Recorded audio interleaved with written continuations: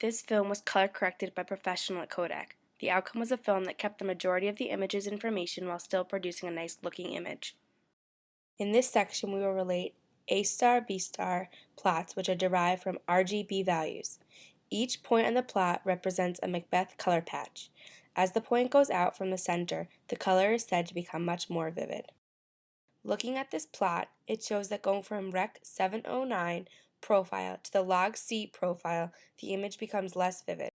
This is proven by looking at the log C Macbeth color chart and seeing it looks much more dull.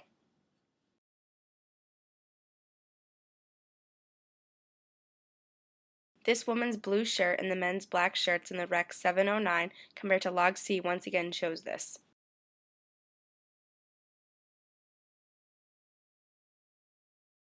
The GH2 plot shows the dynamic and cinema profiles tend to become less vibrant while the vivid profile with dark blues and purples becomes much more vibrant. All four charts are not color corrected. Looking, the vivid is the only one that seems to pop in color compared to the smooth profile, while the other two charts seem to look dull and dark in comparison.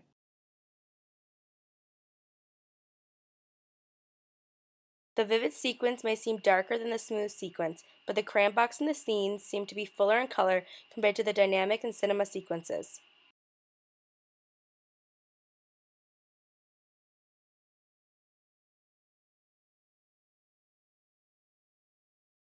In this plot, the thing that sticks out is how vivid the reds get in portrait mode.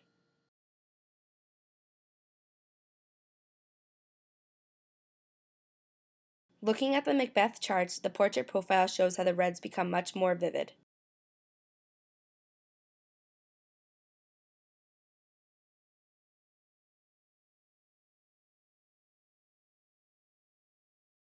Going from standard to neutral, look how the tennis balls achieve a truer tennis ball green.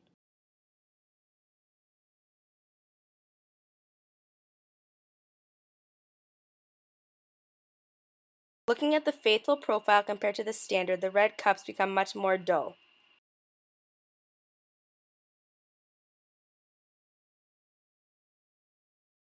The complete opposite happens with the portrait profile. The reds become much more vivid and bright. The reasons why these cameras were chosen for the final comparison was because ARRI's D21 log C profile is said to take on a human's visual perception of color. Canon's 5D standard is a profile which does nothing fancy to the colors, but shows the camera's truest color capturing abilities. The same reason can be made for the GH2 smooth profile. Compared to the film camera, the GH2 is much more vivid in the red and less vivid in the greens, while ARRI's log C profile is less vivid over all color spectrums. Lastly, Canon's 5D standard tends to be sporadic in comparison.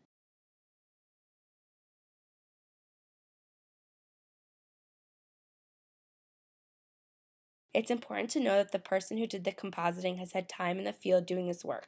In order to do the composite aspar, they used four main settings: screen gain, screen balance, screen pre-blur, and screen shrink. If any were to seem noisier than the other, it seems the film and Canon standard images produce a little more noise. As far as aliasing, the tennis racket strings seemed to produce that for all cameras. Each composite picked up that there were strings there, but none truly made a grid look. It looked more like ripples in the net. The Canon GH2 both seem to be a little more pixelated around the arm of the man, while the ARRI's Rec. 709 seems to have a nice gradual grade of tan to blue pixels. Film, on the other hand, seems to be very abrupt and cuts off right at the edge of the arm.